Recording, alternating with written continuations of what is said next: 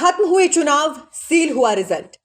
नगर निगम की सत्ता में सीधा मुकाबला सत्ताधारी कांग्रेस और हाल ही में सत्ता से बाहर हुई बीजेपी के बीच में है, लेकिन दांव पर प्रतिष्ठा सरकार की ज्यादा है।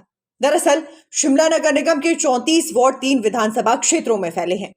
इनमें शिमला शहरी, सुमटी और शिमला ग्रामीण शामिल हैं। खास बात यह है कि तीनों विधानसभा क्षेत्र कांग्रेस के कब्जे में हैं। इन तीनों में से 2 विधायक सरकार में मंत्री भी हैं और बेहद खास ओहदे भी संभाल रहे हैं। मुख्यमंत्री सुखविंदर सिंह सुक्खू ने राजनीति पारी की शुरुआत भी इसी नगर निगम से की थी और उन्होंने इस बार भी अपना वोट शिमला में ही डाला है। कांग्रेस के दूसरे बड़े चेहरे और राष्ट्रीय नेता आनंद शर्मा भी शिमला से जुड़े रहे हैं और वो भी मतदान के लिए शिमला पहुंचे थे। इसके अलावा हिमाचल प्रभारी राजीव शुक्ला भी चुनाव के बीच में शिमला आए थे और यहां चुनाव की तैयारियों का जायजा लेने के बाद शाम को मोहाली लौट गए।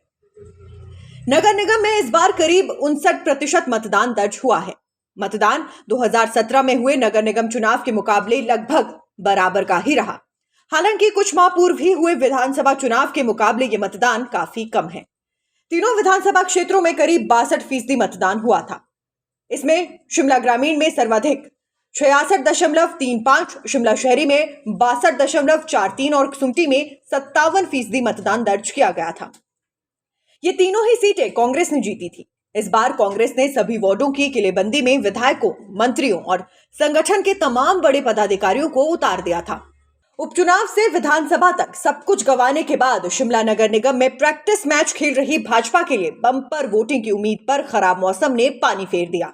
शीर्ष नेतृत्व ने भी आखिरी घड़ी में कप्तान को बदल दिया।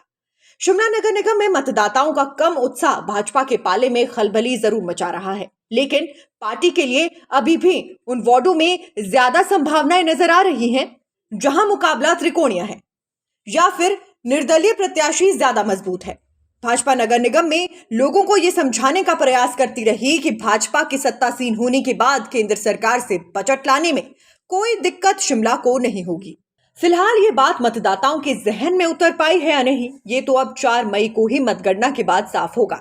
सबसे बड़ा फेरबदल संगठन में डॉक्टर राजीव बिंदल की एंट्री से हुआ है। ऐसे में नगर निगम के नतीजों से भाजपा में बड़ा बदलाव चुनाव के बाद जरूर देखने को मिलेगा। डॉक्टर राजीव बिंदल खुद भी लोकसभा चुनाव के लिए पार्टी को तैयार करने की बात कह चुके हैं। Nation speaks bureau report.